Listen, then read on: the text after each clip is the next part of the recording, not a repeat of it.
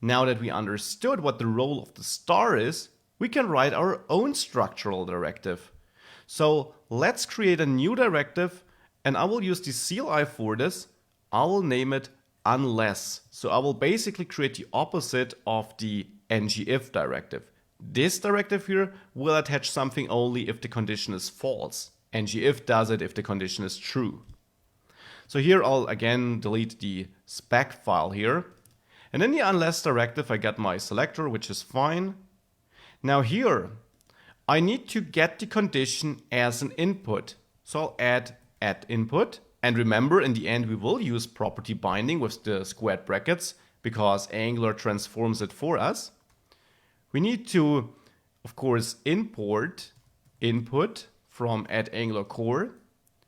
And then here I want to bind to a property named unless, which kind of simply is the condition we get.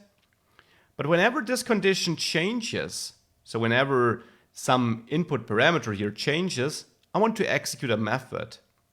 And therefore I can implement a setter with the set keyword. This now turns this into a method, though technically, and that's important to understand, this still is a property. It's just a setter of the property, which is a method which gets executed whenever the property changes. And it of course changes whenever it changes outside of this directive. So whenever the condition we pass changes or some parameter of this condition.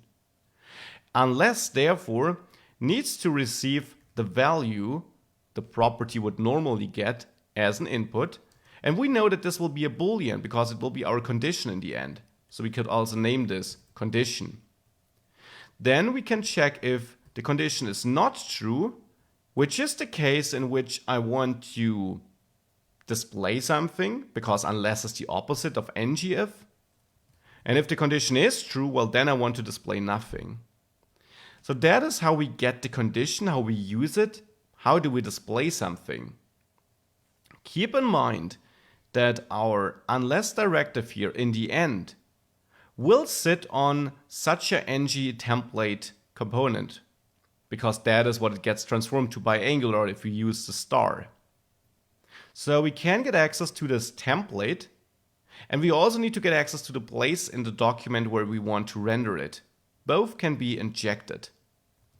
The template can be injected by adding template ref, any name you like, but the type is of type template ref.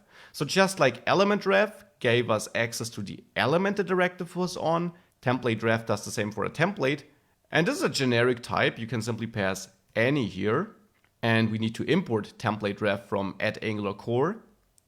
The second information piece we need is the view container. So where should we render it?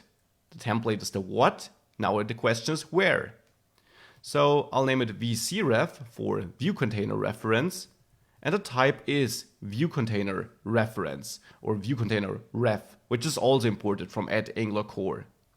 That marks the place where we placed this directive in the document. Angular marks this place, and you can see this if you inspect it in the developer tools actually.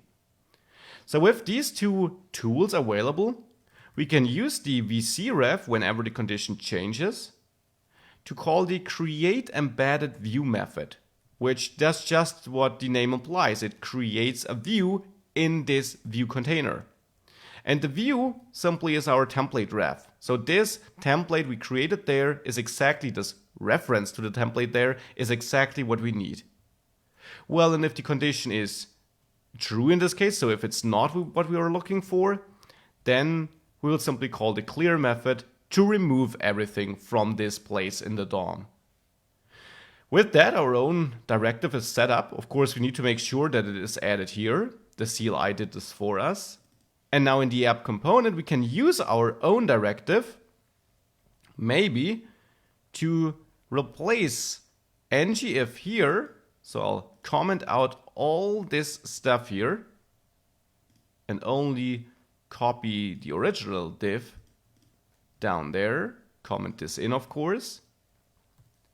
So here, instead of using ngIf, I'll use app unless. And the star is important because it still is a structural directive. Otherwise, we would have to manually write it with this ng template syntax you learned before. So here, of course, we don't want to check if only odd is false, because keep in mind the unless directive will check for the opposite already.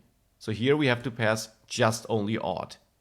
And with this in place, we get that we can't bind to app unless because it's not a known property. Why do we get this?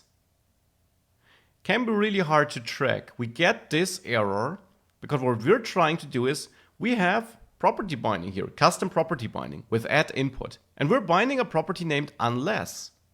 Now keep in mind, the star automatically transforms this in this ng template syntax where we then try to property bind to the directive name, which is app unless.